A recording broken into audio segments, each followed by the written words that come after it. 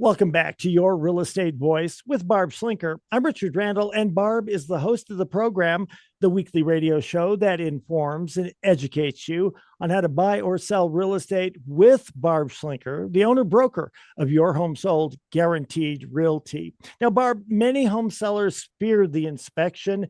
Many people think that most buyers want to purchase their home as is, but what are some of the red flags that home sellers need to prepare for when they're selling their home? Well, Richard, the actual contract between the buyer and seller in the state does say the home is sold as is, where is, with all its faults, right? But does anybody abide by that? Not so much. Most of the time, the buyers will go under contract. Many times they'll bring in their own inspector. In the state, there's no license to be an inspector. I don't know why they don't license it here, but they don't.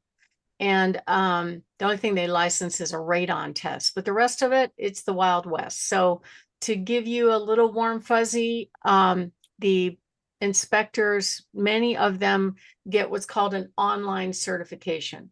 But does that really give them the qualification to judge the condition of your home? So they're going to look at systems on the inspections, things like furnace, water heater, electrical, plumbing, all kinds of stuff. They'll go up on the roof. And so it's probably a good idea if you're a home seller to get ahead of that, because there are some systems that take time, first of all, to get the contractor there, second of all, to get an opinion if you have a problem, and third of all, to get bids for repairs if it needs repairs. But there are times when some of these unlicensed inspectors just make up stuff. Like one of my agents was at an inspection at a really cool home. And just because of the age of the home, without doing any test, without any real empirical data, the inspector said, oh, that ceiling has asbestos in it, and you're going to have to remediate it, and it's going to cost $30,000. But they didn't know if it had asbestos. They didn't test for asbestos. So a lot of times these inspectors will deem systems dead and useless just because of the age the home was built. Another example would be water heaters. Typically, they will deem water heaters dead at the 8 to 10 year level. Ours lasted 21 years. And another one that they just started doing was smoke detectors and carbon monoxide detectors. So these are recommended, they aren't required, but the problem is they have some say about what the buyer thinks about the house. So you could lose the buyer if your systems are not updated and there's not a good reason for it. Like as an example, if it's a 30-year-old house and it has a 30-year-old furnace, yeah, it's probably going to go at any time. You could either replace it, which is probably going to cost you $6,000-8,000, or you could throw a home warranty at it, something like that, if it's working just fine. The other thing, that water heaters, they say 8 to 10 years. It depends. I recently had an agent that actually demanded that the seller replace the roof, or we're not going to make an offer, just because it was more than 10 years old, which I don't know where they come up with these benchmarks necessarily. But I would definitely, as a home seller, be prepared. Probably 2 out of 3 inspections on my listings have some kind of roof issue that needs to be addressed. I just sold one on the golf course in Pine Creek that had 5 broken tiles from golf balls. Well, that makes sense, but it didn't mean that the roof was bad. It just needed a repair to certify it. So you want to know that before you accept an offer, because from the time you accept an offer to closing is about a month. Well, when you think about it, you have the inspection within a week. Then they come back and say, oh, we'll take the house, but we want you to fix this and this and this. Now you got to scramble to get bids, get estimates, because you have to confirm whatever this unlicensed inspector said is accurate or valid, right? So you have to bring in professionals in the trade to verify it. So if you get ahead of that, one of the systems we offer home sellers is called a certified pre-owned home program. And that allows the sellers to have plenty of time before they go on the market to make sure their home is pre-inspected, and if they want to fix anything, they can.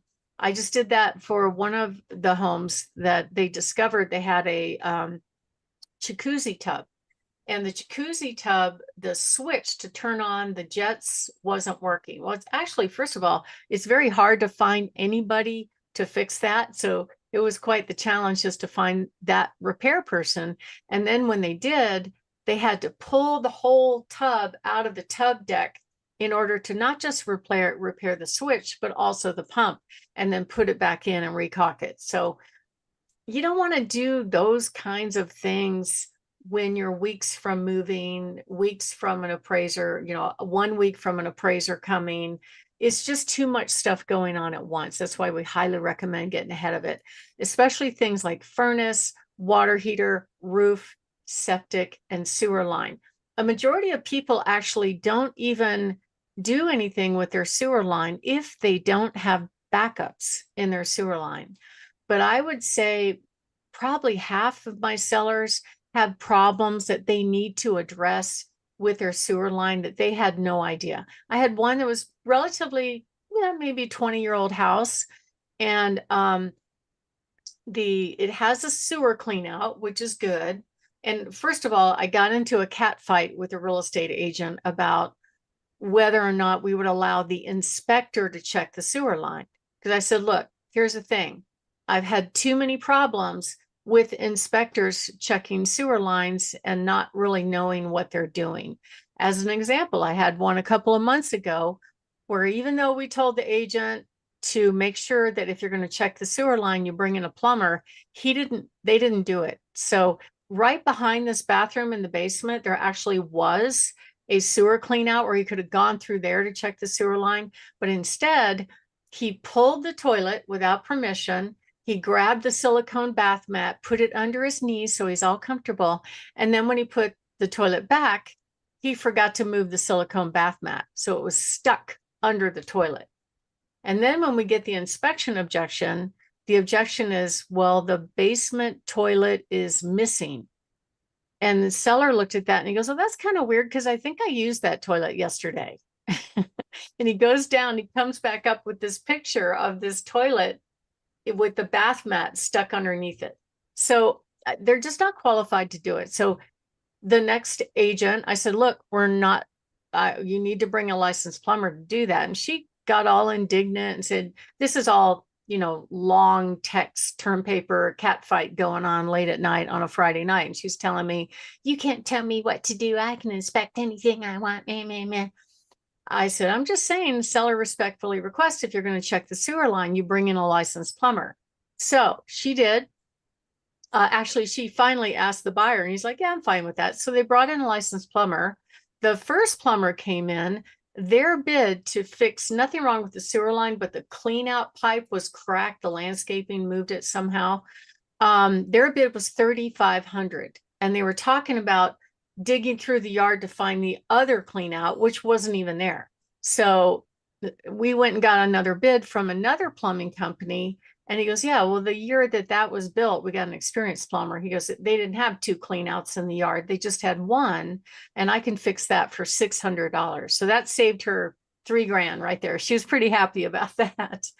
But you need time to shop around. You just can't leave this to the mercy of being under this time pressure to get all your repairs done, or at least get bids, because we can pay them out of closing, and you're moving and all that stuff is going on at the same time.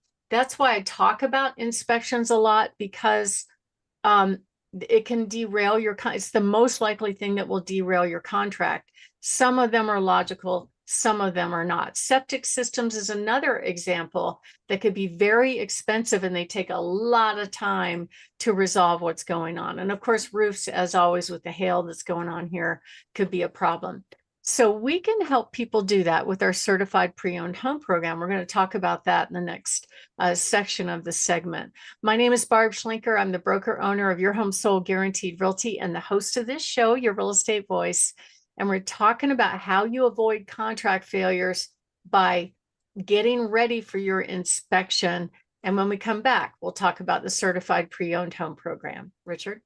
You're listening to Barb Schlinker of Your Home Sold Guaranteed Realty. And if you are interested in selling your home, you want to call Barb at 719 301 3900. And we're talking, Barb, about how to avoid those red flags on home inspections for sellers. What are some other home inspection issues that you've seen come up?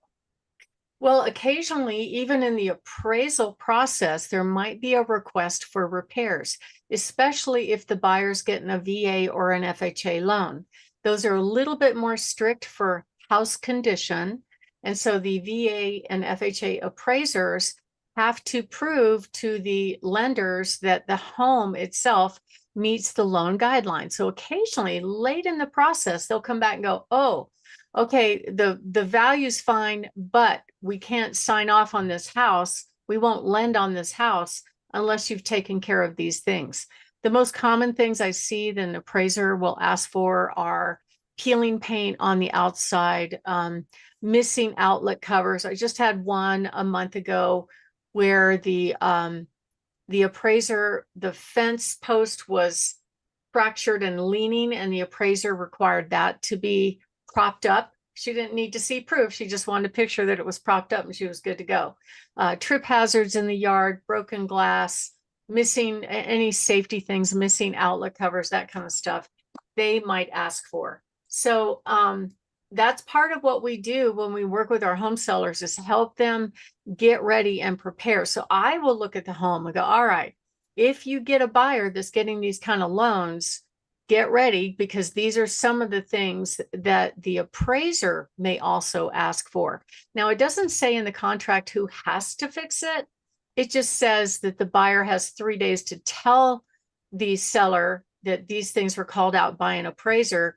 But it's sort of like an unwritten thing that, well, if this doesn't get resolved, then the buyer can't get their loan. I just had one that I closed in August, in which it had a little bit of peeling paint around the garage door, which is very common.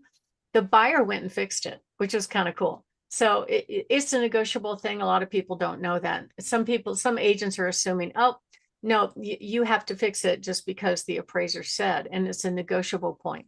So if you are thinking of making a move, you definitely want to hire somebody that has expertise and knowledge to protect you from all the crazy stuff that happens on an inspection.